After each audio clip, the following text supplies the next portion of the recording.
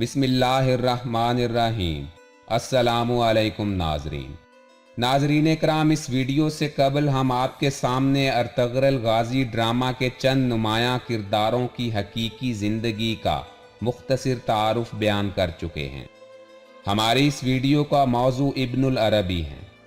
Ibnul अरबी के बारे में दो अहम बातें इस वीडियो में डिस्कस की जाएंगी।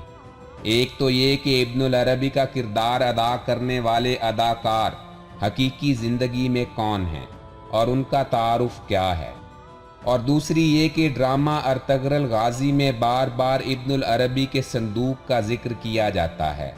यहाँ तक कि ड्रामा में पेट्रोशो नामी ईसाई अपने भाई जियोनी, जो कि मुसलमान हो चुके होते हैं और उनका नाम उम्र होता है और वो इब्नुल अरबी के मुरीद होते हैं, तो पेट्रोशो अपने भाई को कहता है कि अगर वो इब्नुल अरबी के संदूक से वो मुकद्दस चीज़ ले आए तो उसे आज़ाद कर दिया जाएगा।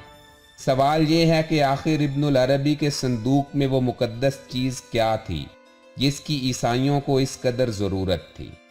वीडियो के बाकायदा आगाज़ से पहले अगर आपने अभी तक ये चैनल सब्सक्राइब नहीं किया तो इसे सब्सक्राइब कर लें और घंटी का निशान दबाते हुए नोटिफिकेशन भी ऑन कर लें।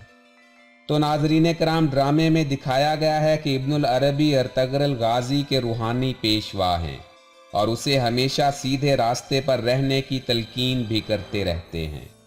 इब्नुल अरबी का किरदार अदा करने वाले अदाकार का असल नाम उस्मान सोकत है, जो कि आम तौर पर उस्मान सिरकोत के नाम से मशहूर हैं। ये एक तुर्किश अदाकार हैं और अभी अमेरिका में मुकीम हैं।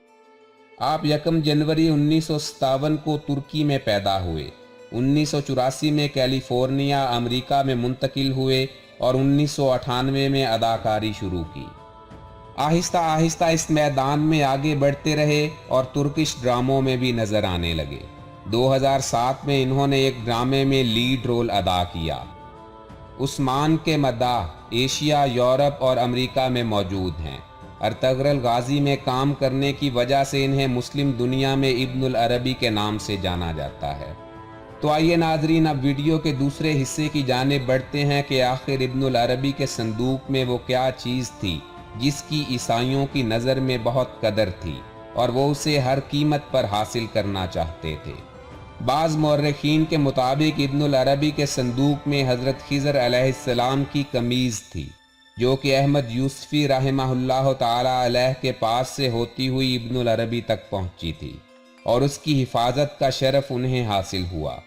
इसके बाद ये कमीज़ अर्तुग्रल के पास आई और इसकी हिफाजत का ज़िम्मा उसे सौंपा गया। कहा जाता है कि सल्तनत उस्मानिया का जो भी सुल्तान इसे पहनकर जिहाद के लिए जाता तो फतह याब होकर लौटता। सुल्तान मोहम्मद फ़ातेह, जो कि सल्तनत उस्मानिया के 7वें सुल्तान थे, उन्होंने भी ये कमीज़ पहनकर सफ़र का आगाज़ किया और अल्लाह की मदद से और नबी करीम सल्लल्लाहु अलैहि वसल्लम की हदीस के मुताबिक कुस्तुनतुनिया यानी इस्तांबुल फ़तह कर लिया। नाज़रीन कराम, ये संदूक इब्नुल अरबी बहुत एहतियात के साथ संभाल कर रखते थे और जिस मुकद्दस अमानत का जिक्र इस संदूक में किया जाता है वो हज़रत खिज़र अलैहिस्सलाम का जुब्बा यानी कमीज़ थी। अगर आपको ये मालूमाती वीडियो पसंद आई हो तो इसे लाइक करते हुए अपने दोस्तों के साथ ज़रूर शेयर करें और कमेंट्स बॉक्स में कमेंट करते हुए हमें अपनी कीमती राय से भी ज़रूर आगाह करें।